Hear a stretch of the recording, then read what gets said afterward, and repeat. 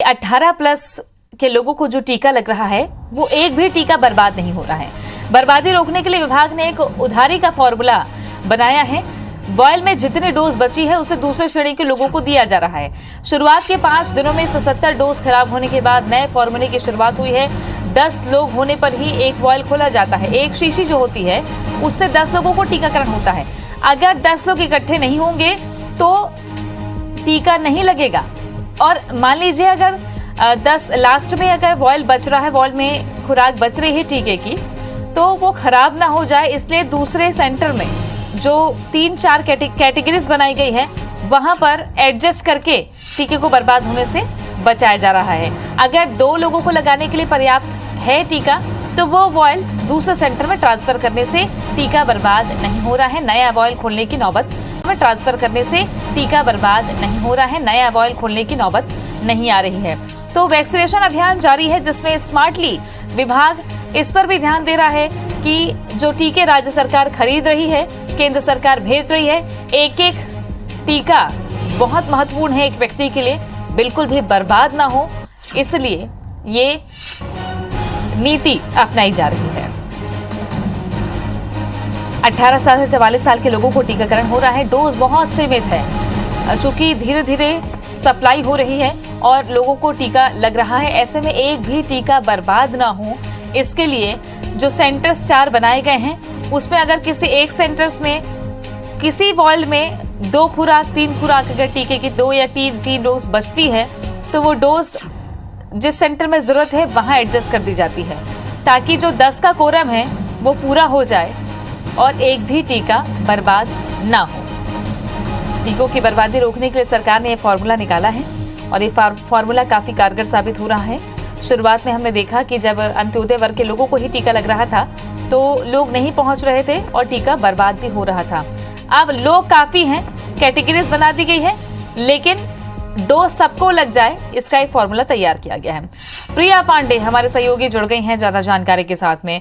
प्रिया, एक बड़ी चुनौती टीकाकरण की और सबसे ज्यादा टीकाकरण हो ज्यादा लोगों को, ये भी सरकार की कोशिश। ऐसे में ये फॉर्मूला काफी कारगर साबित हो रहा है। सबको टीका भी लग रहा है, आरक्षण जिस तरीके से जो हाईकोर्ट की बात है वो भी रखी जा रही है और टीके बर्बाद भी नहीं हो रहे हैं।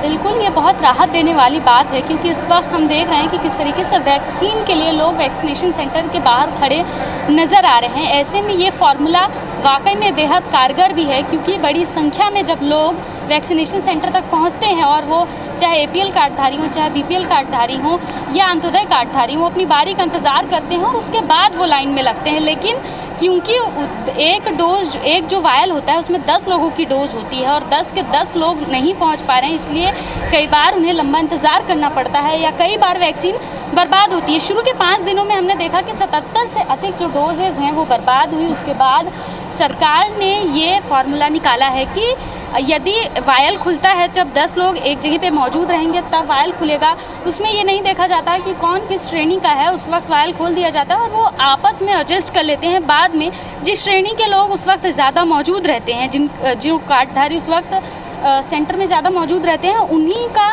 वायल खोला जाता है और बाद में उसे एडजस्ट कर लिया जाता है। दूसरी श्रेणी के जब लोग ज़्यादा संख्या में आते हैं तो उनके वायल से उनकी जो वैक्सीन है वो अन्य श्रेणी के लोगों को लगा दी जाती है। तो ये एक अच्छी पहल है क्योंकि लगातार वैक्सीनेशन की खबरें वैक्सीनेशन कितना ज़रूरी है ये जानकारी हम लोगों को दे रहे हैं। ऐसे में ये जानकारियाँ भी अलग अलग जगहों से निकल कर आ रही थी कि वैक्सीन कितनी बर्बाद हो रही है। हमने देखा कि जब 45 प्लस लोगों को भी वैक्सीन लग रही थी तो ये जानकारियाँ आ रही थी कि क्योंकि लोग बड़ी संख्या में नहीं पहुँच पा रहे हैं और वायल खुल जाता है, इसलिए वैक्सीन जो है वो बर्बाद हो रही है।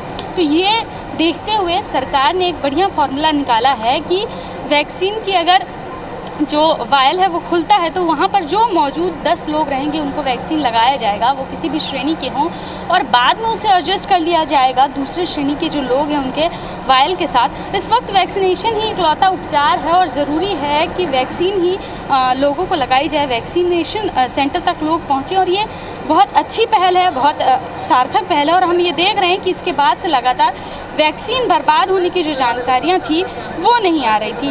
बर्बादी रोकने का ये फॉर्मूला स्वास्थ्य विभाग का वाकई कारगर भी साबित हो रहा है, क्योंकि जी। रोजाना वैक्सीन सेंटर तक लोग पहुंच रहे हैं और वैक्सीनेशन करवाकर ही घर जा रहे हैं। ये जानकारियां कहीं से भी नहीं आ रही कि वैक्सीन जो है वो खराब हो रही हो। तो जी। इस तरीके की पहल, इस तरीके की शुरुआत की बहुत ज़रूरत थी, इस तरीके की फॉर्मूले की, क्योंकि वैक्सीन की कमी बनी हुई है। अगर ऐसे में वैक्सीन बर्बाद होता या ख़राब होता तो चुनौतियाँ और भी बढ़ सकती थी। तृप्ति, बिल्कुल, और ये चुनौती ना रहे, टीके बर्बाद ना हो, क्योंकि एक एक टीका, एक एक डोज बहुत महत्वपूर्ण है, इसलिए फॉर्मूला बहुत कारगर साबित हो रहा है। शुक्रिया आपका प्रिया जानकारी।